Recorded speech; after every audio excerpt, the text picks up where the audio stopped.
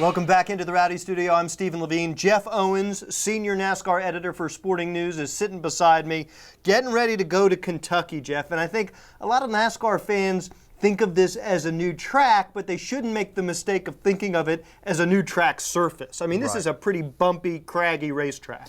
Yeah, it is, and that's going to be a big story this weekend. How do you get over the bumps? This is going to be very much a handling racetrack where teams are going to struggle all weekend to get their cars to handle over that bumpy surface.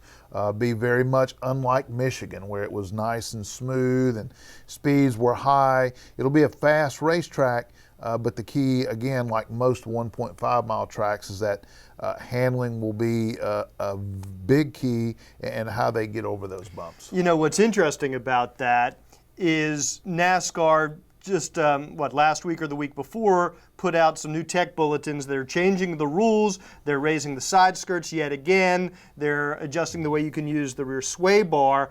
Will that in some ways counteract the handling difficulties that that the guys encounter because of the racetrack? Yeah, it could. I mean, it throws another unknown in there. You know, basically the setups and stuff they had for this race last year are out the window now, because they don't really know how the side skirts are going to impact things. The rules change that I'm most interested in, of course, we want to, we all hope that the side skirts, raising them up a little bit, creates more passing and a little bit more side-by-side racing. But the one I'm most interested to see is this sway bar change, because as we heard last week, there's people in the garage who believe that the teams that were using the sway bar as a suspension piece and as an advantage, like the Hendrick Motorsports guys, right? And they've won 4 out of the last 5 races. And Dale Jr. dominated at Michigan. So there are people in the garage who believe that that sway bar had a lot to do with that. Now NASCAR's taken that away. So how's that going to impact the Hendrick teams, and particularly Dale Jr.?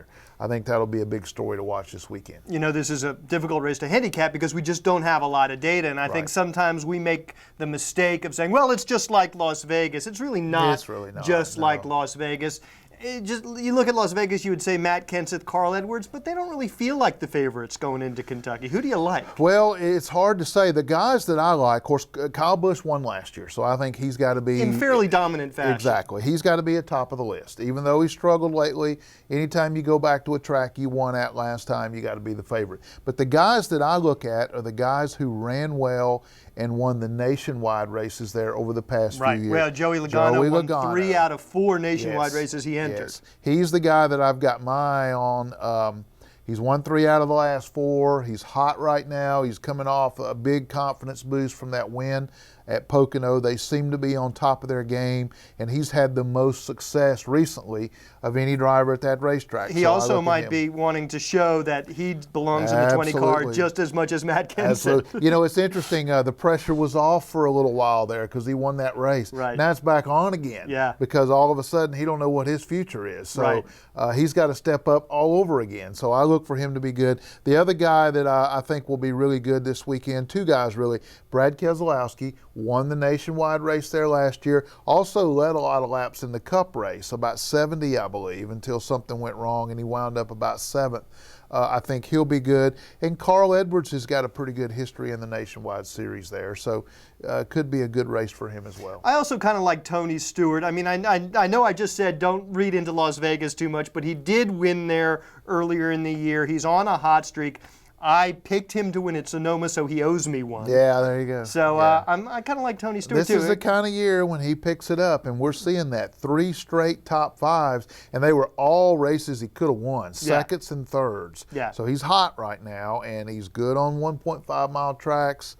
But again, you know, there's so many unknowns at Kentucky, so we'll see. But this is Rowdy. I got to nail you down. You got to pick a guy. One guy. And the rule at Rowdy is I can't pick whoever you pick, so I'm giving you the advantage by letting you go first. I'm going to go with Joey Logano. Okay. I think this is a good track for him. He's hot, pressure's on. They rose to the occasion at Pocono. I don't see why they can't do it again. All right, and I'm going to go with Tony Stewart. For Jeff Owens, I'm Steven Levine. Thanks for watching.